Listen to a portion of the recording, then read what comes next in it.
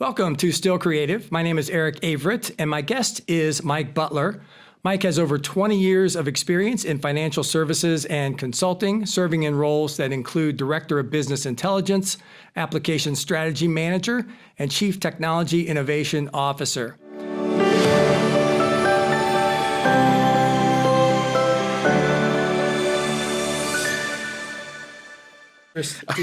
I can. So a lot of my background's technology and data and analytics and things like that. And one of the things I got really interested in is when you start to get into machine learning, you start to get into predicting stuff, start to get into understanding patterns.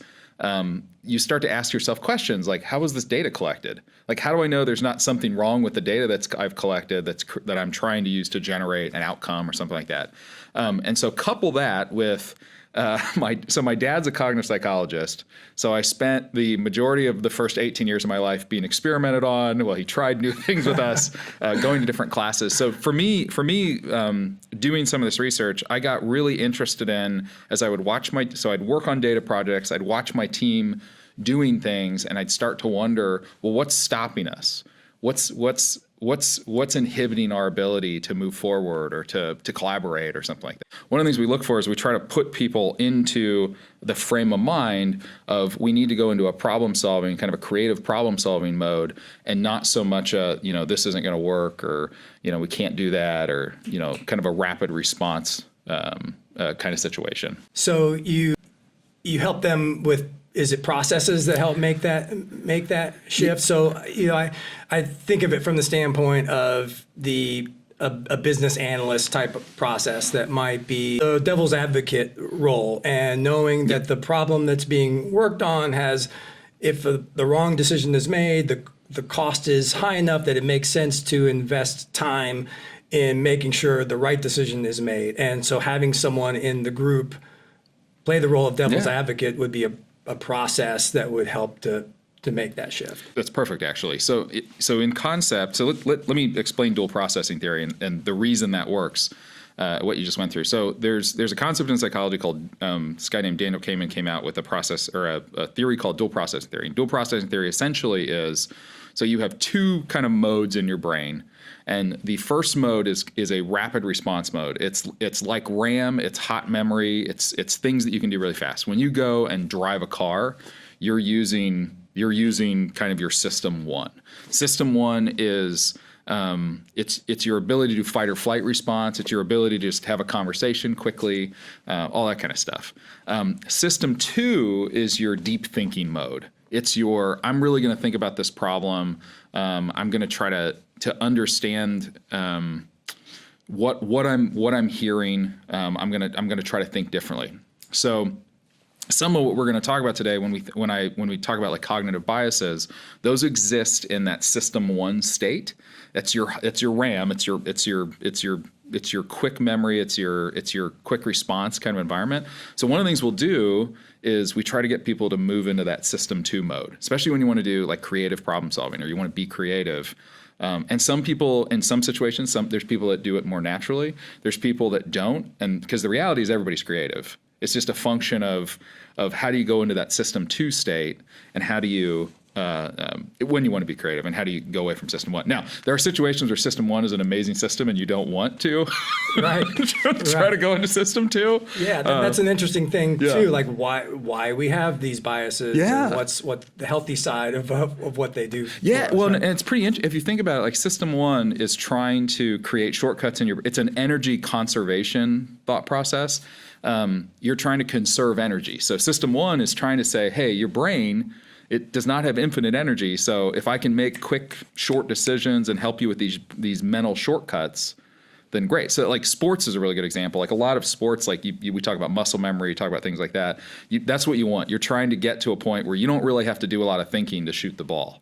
You know how to take a shot at this point. I mean, if you had to get out there on the court and then, you had to do a lot of deep thought to be able to take a shot, you're going to lose. Absolutely. That's exactly what's going to happen.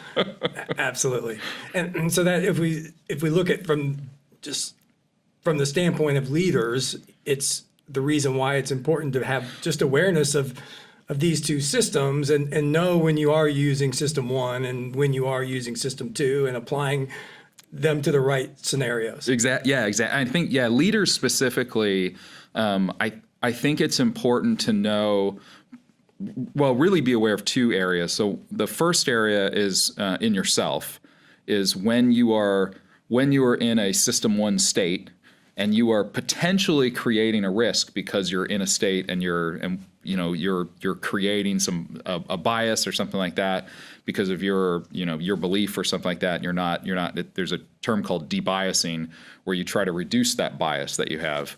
And then the second part is when you can see it in others, and that probably for me is you have to see it in yourself first, and then when you can see it in others, you can start to come up with ways to try to debias that. Like as an example, we were doing some estimating the other day, product estimation, and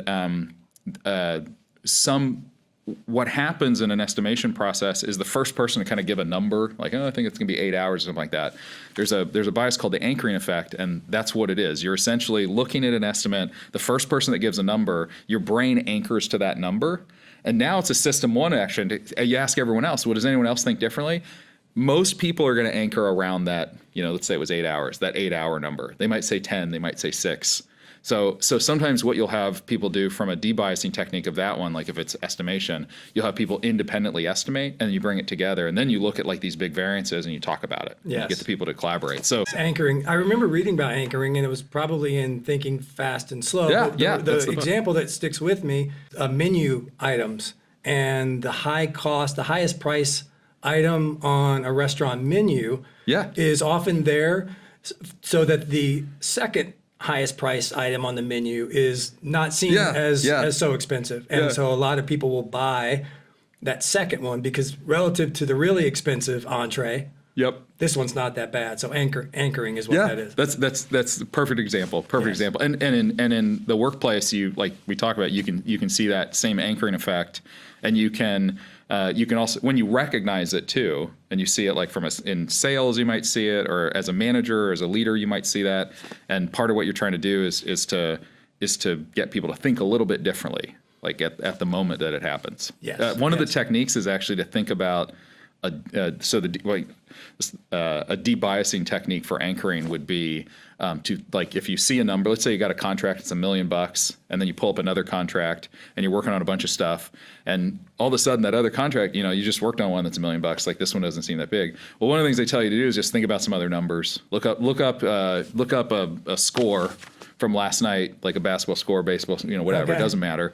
Look at that and then go look at that number. Give yourself a couple minutes, and that will actually help you debias from that situation. It's pretty interesting, and I've tried it when I've been working on something like independently.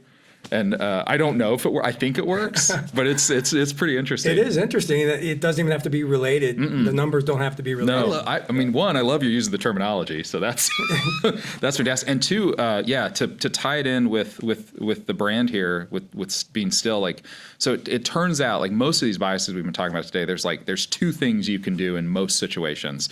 So the first one is just be aware. If you're aware of these types of things, your brain is going to, and by the way, you can't control this. Your brain's just going to do it.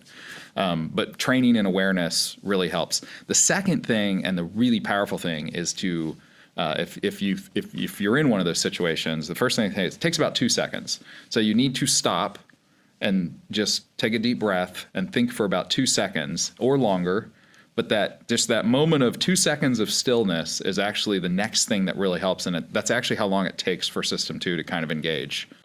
Good problem solving, if you think about it, you need that. You're going to have to engage System 2. You need a moment of stillness to kind of get there. And if you want a group of people to all have System 2 engaged versus someone shut down or someone reacting to something, it's going to take a little bit of work. And you're going to have to give everyone that time. So I'm a huge fan of what you're saying, and I'm still trying to get better at it.